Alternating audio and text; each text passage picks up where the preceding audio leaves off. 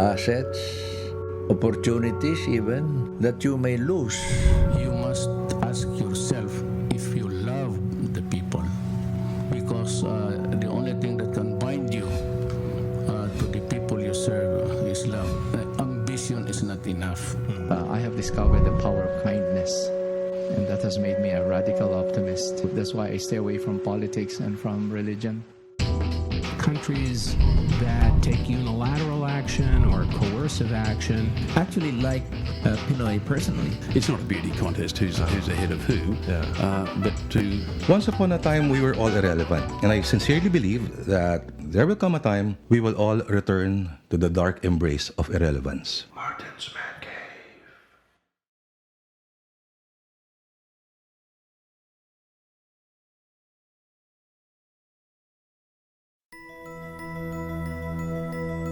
Our professors were telling us, you may be the best architect in the world, but if you work in a society that doesn't address corruption, criminality, the environment, poverty, pollution, be an architectural activist.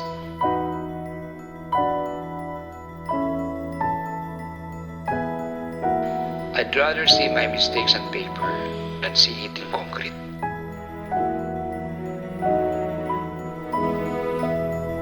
Our country is so blessed with so many things, and yet corruption has really brought us down.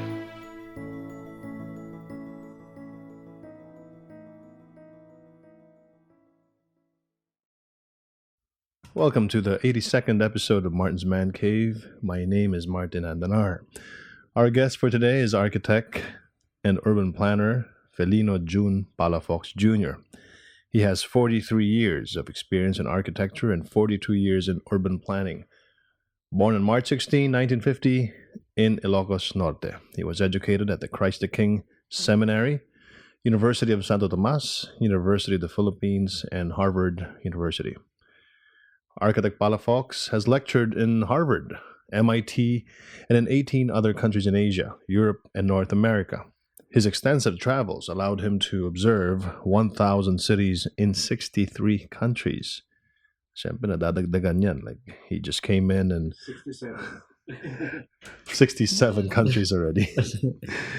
On July 1, 2013, the Council for Tall Buildings and Urban Habitat, headquartered in Chicago, elected architect Palafox as one of its 2 new fellows worldwide. He was also cited by Forbes Asia magazine in their list of 48 heroes of philanthropy in Asia, 1 of 4 in the Philippines. Architect Palafox led and managed his firm, Palafox Associates, in the planning of more than 16 billion square meters of land and the design and architecture of more than 12 million square meters of building floor area in 39 countries. Siguro, more than 39 na siguro din. Nadagdagan na siguro yan.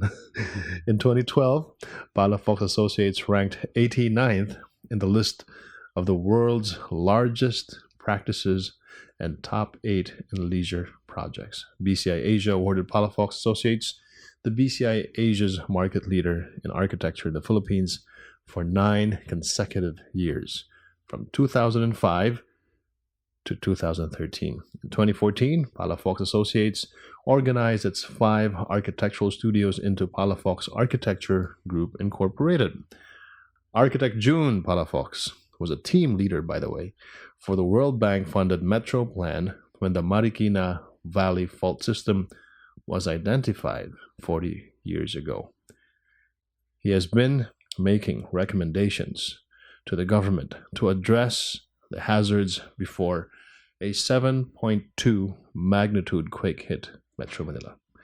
Without further ado, Architect Jun Palafox, thank you, sir, for allowing us to document your life here in podcast.ph. Thank you, Martin, and thank you for the opportunity to share with your listeners, your viewers. You have gone a long way, Sir Jun, from Ilocos all the way to where you are right now. The most famous architect we have in the land, architect and urban planner. How did you get to where you are? I guess it's hard work and a lot of prayer. I'm not exactly a saint, but I'm a prayerful person, and maybe the combination of the values that I learned from the seminary, uh, the universities of Santo Tomas, University of the Philippines, and Harvard. And like I was a guest lecturer of Harvard before I became a student 8 times. Every time there's a global crisis, I go back to school to unlearn the mistakes of the past. And one of my professors, we always talk about best practices in architecture, urban planning, real estate development. We had one professor who entered the class. I was the only Asian in my class, and he says, "You're dying tonight. What legacy you will leave behind your children and future generations?" All of us were shocked at that assignment. You got writer's block. Then he said, "You don't have to pass your papers. You're dying tonight. What legacy you can leave behind your children?" So every night before I sleep, I think about it. It's not enough to be successful. It should be significant. I've been in 6 countries these first 30 days of 2016, and the amount I enjoy most doing is for the building back better, smarter, safer, and more sustainable Kathmandu in Nepal.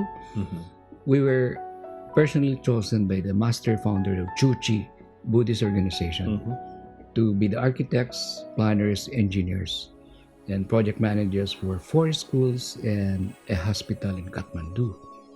And it gives me the opportunity to help others. And the opportunity to help others will make me a better person, a better architect, a better Christian. And it's interfaith.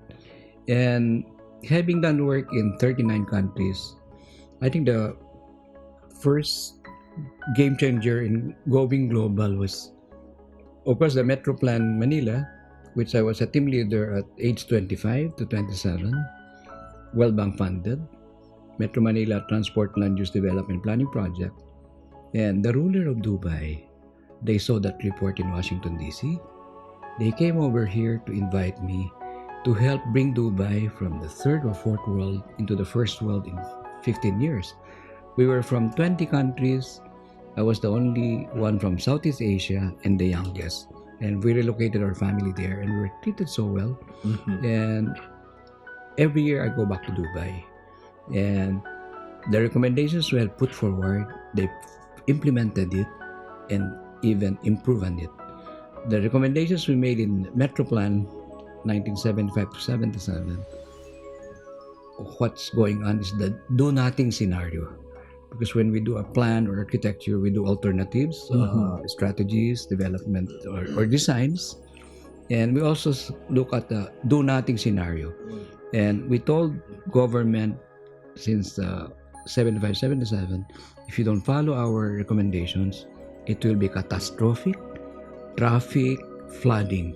Now catastrophe is happening. Man-made. And when Undoy, the leadership that time, blamed God for the flooding. And one of your colleagues in the responsible media called me up. I was in Dubai.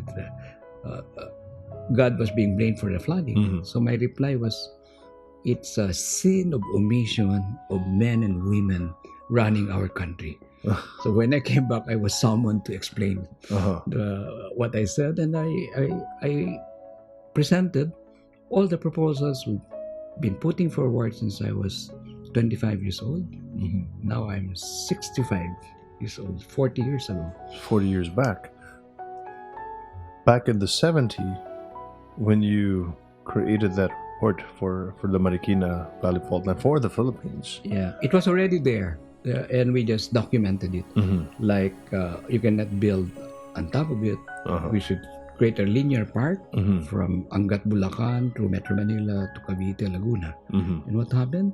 Some buildings and structures on top of it. Now, you can build 5 meters away from it, but never on top of it. Like Tokyo, Japan has one of the most number of tallest buildings in the world, but they don't build on top of fault lines. And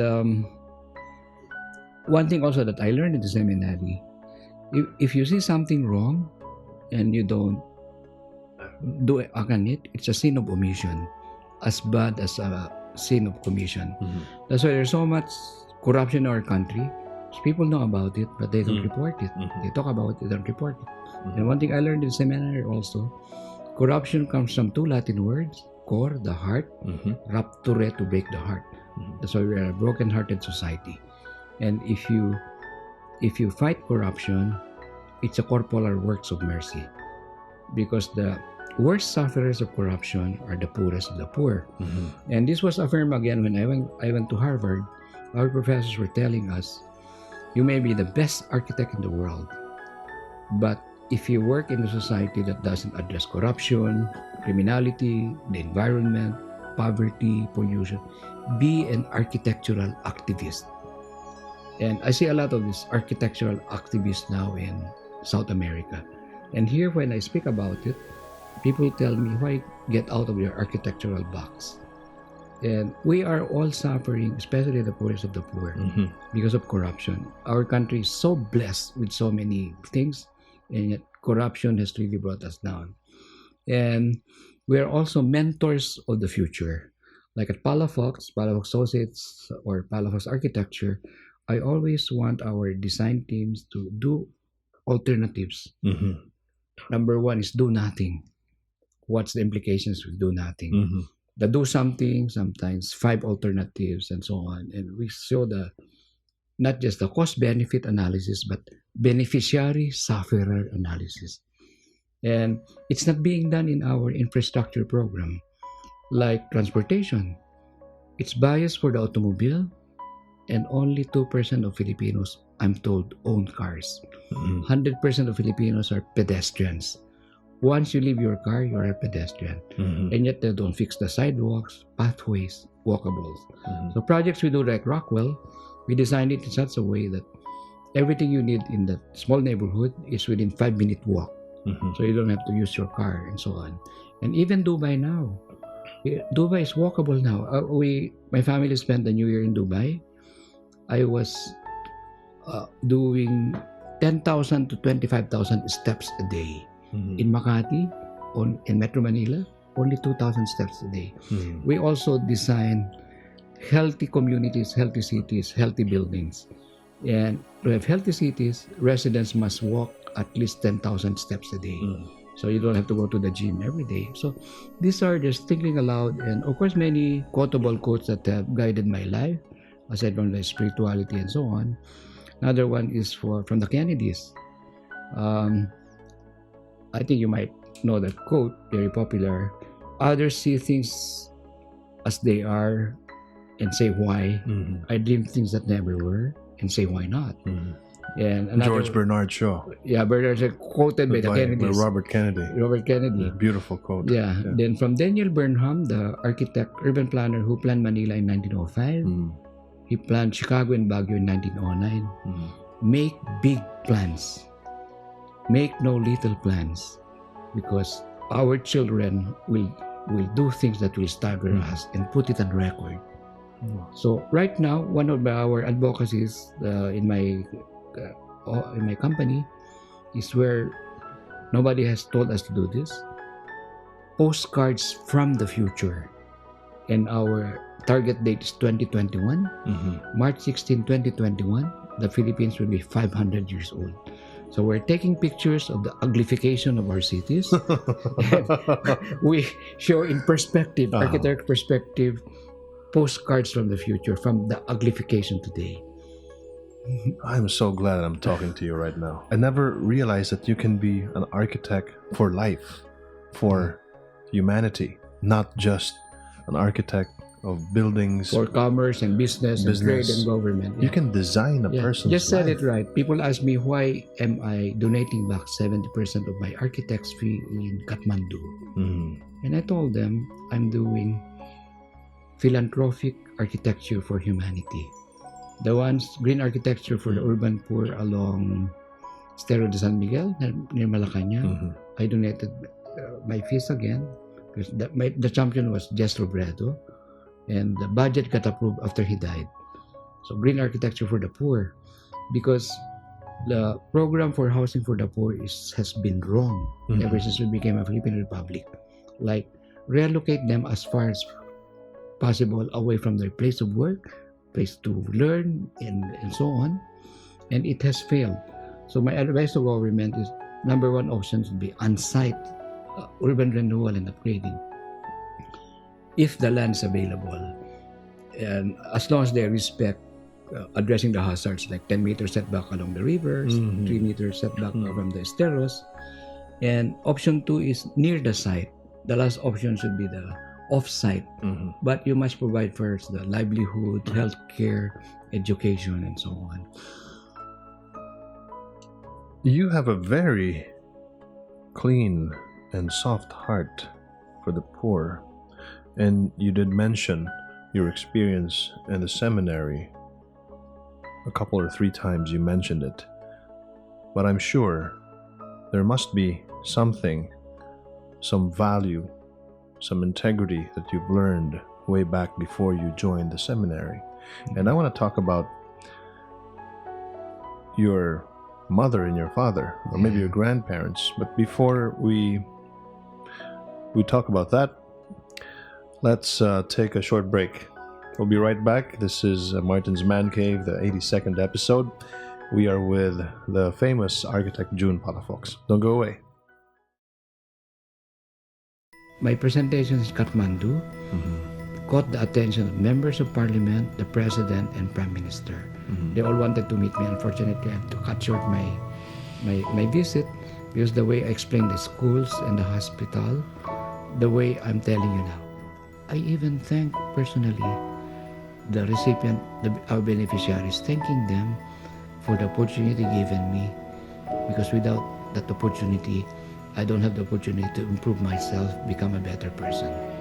I think it's all the defects of imbalanced growth of our country. Imperial Manila, the rest of the country suffers.